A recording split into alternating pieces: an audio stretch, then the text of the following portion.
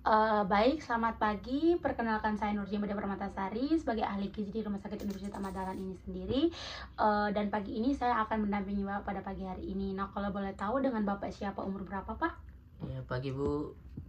Sebelumnya perkenalkan, nama saya Nuzul. Usia saya 45 tahun, Bu.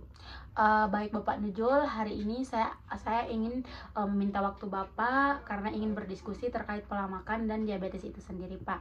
Dan di sini nanti ada beberapa hal yang akan saya jelaskan terkait edukasi diabetes mellitus ini sendiri, Pak.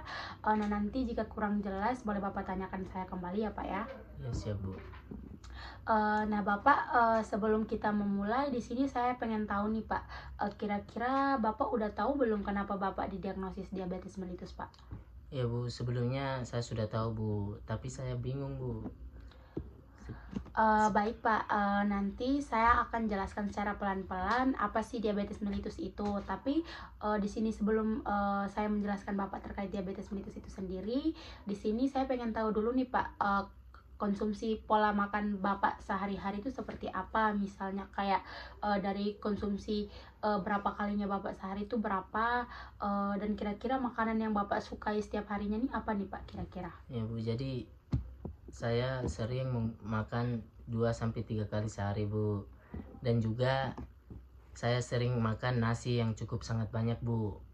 Dan makanan yang berminyak sepertinya gorengan dan minuman yang manis seperti teh manis, Bu. Nah, kalau misalnya pola makan Bapak seperti itu, Pak, di sini saya akan jelaskan kayak apa sih diabetes mellitus itu. Nah, diabetes mellitus itu, Pak, itu seperti kayak kondisi saat gula darah dalam tubuh tuh meningkat akibat misalnya Bapak, kata sederhananya itu misalnya Bapak sering mengonsumsi minuman-minuman manis, misalnya teh manis atau minuman-minuman yang mengandung banyak gulanya, Pak. Nah, di sini juga karena jika gula darah dalam tubuh itu meningkat, itu karena hormon insulin itu tidak bekerja dengan optimal, Bapak. Insulin ini tugasnya membantu gula masuk ke sel untuk dijadikan energi. Kalau misal insulin ini tidak bekerja dengan baik, gula akan menumpuk di darah, Pak, sehingga kadar gula darah menjadi tinggi, sehingga Bapak bisa didiagnosis diabetes mellitus itu sendiri, Pak. Oh, jadi bukan cuma makan makanan yang manis ya, Bu? Ya, betul sekali Pak. Di sini memang makanan manis itu berpengaruh Pak, tapi pola makan secara keseluruhannya Bapak itu lebih berpengaruh. Contohnya misal kayak pola makan Bapak sehari-hari, sering makan yang berlemak, yang pemanisnya tinggi, dan juga aktivitasnya Bapak juga sangat menentukan itu sendiri Pak. Di sini juga jadi di sini saya akan menjelaskan nih Pak terkait edukasi gizi yang akan saya bawakan hari ini. Kira yang setelah saya jelaskan tadi apa itu diabetes mellitus, nah di sini setelah Bapak didiagnosis DM itu sendiri, kira-kira apa yang Bapak rasakan setelah Bapak didiagnosis itu? Ya, Bu, jadi saya merasakan tangan saya ini, Bu, itu sering kesemutan, Bu. Dan penglihatan saya kurang membaik, Bu. Dan juga saya sering merasa cepat lapar, Bu. Nah, itu benar sekali Pak. Soalnya ketika kita sudah didiagnosis DM itu kita akan merasakan gejala-gejala penyakitnya itu sendiri Pak. Nah, gejala-gejalanya itu diantara salah satunya itu seperti yang Bapak rasakan tadi, misalnya kesemutan, sering lapar, dan juga penglihatan Bapak itu kabur Pak. Itu termasuk gejala-gejala yang ada di penyakitnya Bapak. Nah, di sini juga di edukasi ini juga saya akan menjelaskan sedikit cara mengatur diet DM ini sendiri. Di sini yang sudah saya buat dari leaflet ini itu di sini kita akan menggunakan dengan prinsip 3J, yaitu tepat jadwal, artinya dimana makan utama Bapak itu harus 3 kali sehari dan 2 kali seharinya itu selingan Bapak. Terus J yang kedua itu tepat pada jumlah. Tepat pada jumlah artinya misal tadi Bapaknya makan nasi putih yang sangat banyak, itu harusnya Bapak kurangin Pak. Misalnya kayak jangan terlalu banyak dan jangan juga terlalu berkurang. Ya, Dan Bu, di sini siap. J yang terakhir itu tepat pada jenis pilihannya Pak. Nah, tepat jenis pilihannya itu seperti apa Pak? Tepat jenis pilihannya itu seperti Bapak memilih sumber karbohidrat yang indeks glikemiknya itu rendah, misalnya makanan yang rendah gulanya, atau enggak dan juga yang Bapak harus pilih itu harus makan makanan yang tinggi serat, sumber protein yang rendah, dan lemaknya dibatasi agar makanan-makanan seperti yang Bapak konsumsi tadi, misalnya seperti goreng-gorengan itu akan sedikit mengurangi penyakit pada Bapak Pak. Dan di sini juga dari leaflet yang saya buat ini adapun bahan-bahan makanan yang dapat dianjurkan di kondisi Bapak saat ini. Misalnya Bapak sudah terdiagnosis DM, adapun makan-makanan yang dapat dianjurkan ke Bapak dan adapun makan-makanan yang tidak dianjurkan ke Bapak. Nah, di sini boleh kita lihat di leaflet ini itu makanan-makanan yang dianjurkan terhadap Bapak itu, misalnya karbohidrat kompleks itu Bapak boleh memakan misalnya kayak nasi merah, roti, mie, ataupun kentang, singkong, ubi dan semacamnya. Terus jadi Bapak di sini tuh utamakan makanan-makanan yang indeks glikemiknya tuh rendah Pak. Dan di sini juga kalau misalnya protein rendah lemaknya itu Bapak boleh makan daging yang rendah lemak, misalnya kayak bisa makan juga ikan dan ayam tanpa kulit Pak. Soalnya kalau misalnya ayam yang ada kulitnya itu termasuk protein yang tinggi lemak. Terus di sini juga untuk lemaknya itu cukup ya Pak ya, soalnya tidak terlalu dianjurkan juga. Dan di sini untuk sayuran dan buahnya itu cukup Pak.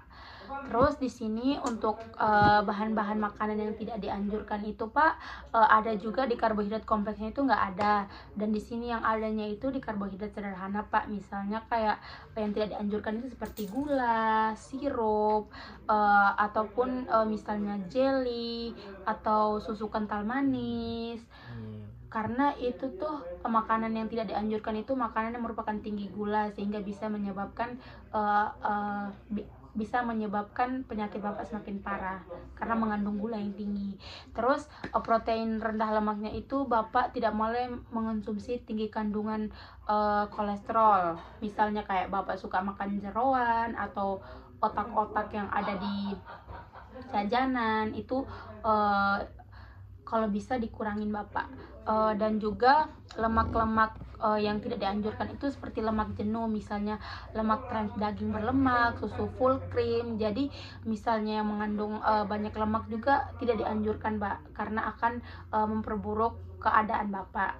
Nah, di sini juga saya juga membuat adapun tujuan diet dari leaflet yang saya buat untuk edukasi diabetes mellitus pada Bapak itu tujuannya untuk menjaga kadar gula darah tetap terkontrol agar tidak terlalu tinggi dan tidak terlalu rendah Pak, karena akan menyebabkan atau akan memperparah kondisi Bapak tadi. Terus membantu kerja insulin lebih optimal sehingga glukosa dapat digunakan oleh tubuh. Terus mencegah terjadinya komplikasi seperti penyakit jantung, ginjal, dan gangguan saraf. Apalagi Bapak kan udah sedikit mau mendekati lansia ya Pak ya.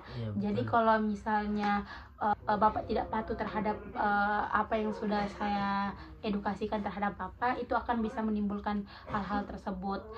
Dan juga ada tujuannya juga menjaga berat badan ideal sesuai kebutuhannya Bapak. Dan di sini juga untuk meningkatkan kualitas hidup Bapak melalui pola makan sehat dan teratur Pak. Jadi kalau misalnya Bapak patuh terhadap apa yang Bapak pelajari atau Bapak dengar saya memberi edukasi hari ini,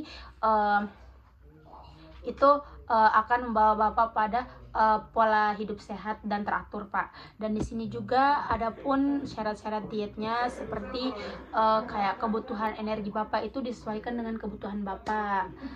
Terus adapun protein yang cukup karena tidak boleh berlebihan, dan juga kebutuhan lemaknya itu harus dari kebutuhan total energinya Bapak. Jadi di sini bisa dilihat tidak boleh terlalu tinggi juga karena akan memicu terjadinya diabetes mellitus itu tadi Pak.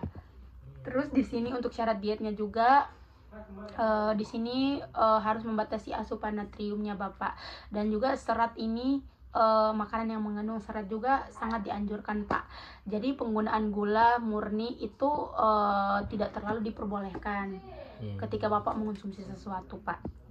Baik. Eh, nah di sini juga saya sedikit membuat pembagian makanan sehari pada Bapak, dan di sini insya Allah kalau misalnya Bapak mau mengikuti menu yang saya buat, di sini ada pun makan pagi itu seperti kayak nasi putih, terus ayam kuah kuning, tahu fantasi, sayur sop wortel dan air putih. Dan di sini selingan paginya Bapak bisa memakan buah apel. Terus ketika masuk di makan siang itu ada nasi merah, ayam kukus jahe, sayur bening bayam, pepes tempe dan air putih. Dan di sini ketika selingan sore Bapak bisa mengonsumsi buah-buah potongan seperti kayak pepaya, melon dan lain-lain. Dan di sini untuk makan malamnya Bapak itu boleh juga dari nasi putih, telur rebus, sayur tumis labu siam, tahu kuah kuning dan air putih Pak. Jadi dari leaflet yang saya buat ini Pak itu gunanya untuk memberikan edukasi atau pemahaman terhadap Bapak, sehingga ketika Bapak udah tahu apa resiko dan apa gejala yang Bapak sudah alami, sehingga dengan edukasi ini tuh bisa membuat pola hidup Bapak mau dari makan, tidur maupun aktivitas yang lainnya itu lebih teratur lagi Pak ke depan. Jadi Pak, diabetes itu memang penyakit yang jangka panjang Pak, tapi bisa dikontrol dengan pola makan dan gaya hidup kita. Jadi misalnya kebiasaan Bapak itu sering memakan kayak makanan yang berlemak, yang tinggi lemaknya, terus misalnya goreng-gorengan, terus di setiap sore harinya itu Bapak selalu mengonsumsi minum-minuman yang manis seperti teh manis dan lain-lain, itu jika Bapak mau menghindari diabetes mellitus itu sendiri, Bapak bisa konsisten lagi ke depannya, sehingga kualitas hidup Bapak itu bisa tetap baik Pak. Dan di sini nanti kita akan evaluasi lagi ya Pak ya, apakah ada yang ingin Bapak tanyakan Pak? Sudah cukup Bu. Baiklah Pak, semoga sehat selalu Pak. Ya, terima kasih Bu Ya, sama-sama. atas penjelasan, atas apa yang Ibu jelaskan. Saya sudah cukup sangat paham Bu. Ya. Baik Pak, makasih Pak. Ya. Semoga sehat selalu ya Pak ya. Ya, Bu.